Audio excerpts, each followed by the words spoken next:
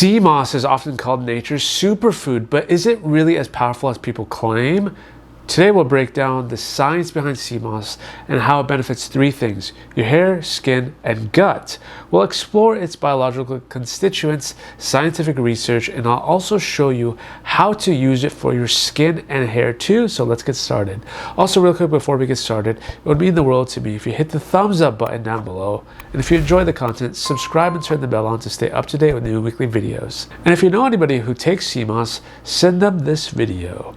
Sea moss, scientifically known as Chondrus crispus, is a species of red algae that grows along the rocky Atlantic coasts of North America, Europe, and the Caribbean, and has been used for centuries in Irish, Jamaican, and African traditions for its incredible nutritional and medicinal properties. It contains about 92 minerals out of the 102 minerals our bodies need, making it one of the most nutrient-dense natural substances in the world. It's actually harvested for its carrageenan, which is an ingredient used to thicken milk products like ice cream. But of course, it's also available raw and in supplement forms like your pills, powders, gels, and gummies. But hold on a second, you might be asking yourself, I heard somewhere that online carrageenan is terrible for your gut. So what's the verdict? The difference is natural versus manufactured carrageenan, or food grade carrageenan. Food and cosmetic grade carrageenan is treated with harsh alkali solutions such as potassium hydroxide, and then the controversy comes from it being degraded by acids in the stomach, turning it into polygeenan, which is a potentially carcinogenic substance. So although sea moss contains it, it's not the same thing as food grade or cosmetic grade carrageenan. It's quite different. Now, before I get into how to use it for your hair and skin, I've left you where you can get sea moss down below. These are affiliate links which do support the channel. For full disclosure, should you wish to pick them up, you can in the description box down below. And due to the risk of chemicals, pesticides, and metals that accumulate on shorelines where the sea moss actually grows, it's important that you use products containing organic sea moss or organic Irish moss that are sustainably sourced. There are three reasons why sea moss can be useful to the hair, so let's get started. 1, it contains polysaccharides that can increase hydration in the scalp, reducing dryness and flaking. 2, it contains amino acids that can support keratin production to strengthen the hair strands. And 3, its anti-inflammatory properties reduce conditions like dandruff and scalp irritation. And much of the reported benefits are anecdotal, so keep that in mind. And in terms of how to use it for the hair, it's best to make a scalp treatment with it or a hair mask. And don't worry guys, I'll show you both. Let's start with the scalp treatment. First, go ahead and mix 2 tablespoons of sea moss gel with 1 tablespoon of aloe vera gel and 5 drops of rosemary essential oil. Massage them into the scalp for 5 to 10 minutes to stimulate circulation and leave it on for 30 minutes to an hour before rinsing it with lukewarm water. And you want to do this about 2 to 3 times a week for best results. To make a sea moss hair mask, go ahead and blend 2 tablespoons of sea moss gel with 1 tablespoon of coconut oil and 1 tablespoon of honey. And you want to apply it evenly from root to tip and cover it with a shower cap. Leave this one on for 20 to 30 minutes, then rinse thoroughly with a mild shampoo.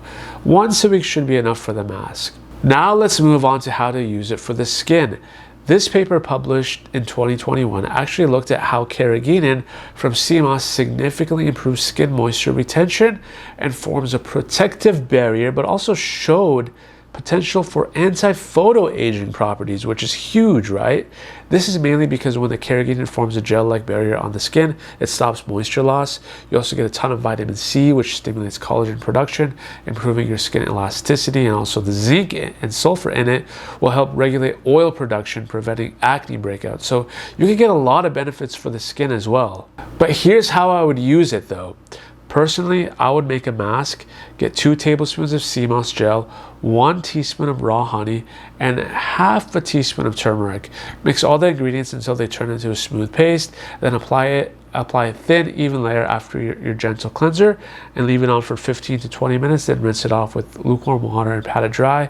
You could also follow it up with a moisturizer afterwards, and go ahead and do this about 2 to 3 times a week. So that pretty much covers the skin and hair. What about for the gut and all the other benefits sea moss supplements provide you? Sea moss acts as a prebiotic because the fibers nourish the gut bacteria, which improve digestion and immune function. Also, the mucilaginous texture of sea moss helps soothe your digestive tract, which can do wonders for bloating and irritation. But here's what I want you to take out of this portion of the video. Sea moss has lots of nutrients, but that doesn't mean more is always better. What do I mean? Sea moss contains iodine, which your body needs to maintain a healthy thyroid, right? However, too much iodine can damage your thyroid. Does sea moss really have too much iodine? That's a good question, and pay close attention here. Factors such as growing region, temperature, and minerals in the water may affect the nutrient levels in your sea moss. Sometimes there are even heavy metals that can be found in it depending on where its sources are. I talk about that more in this video, which you should definitely watch next. And because your batch of sea moss may come with inconsistent iodine levels, the varying levels of iodine in it make it easy to sometimes overdo. Therefore, as a rule of thumb, and this is what I personally would do, it's best to stick to 1 to 2 tablespoons or 15 to 30 mLs a day, and of course consult your doctor if you have concerns. But other than that, sea moss can be super beneficial and a healthy snack.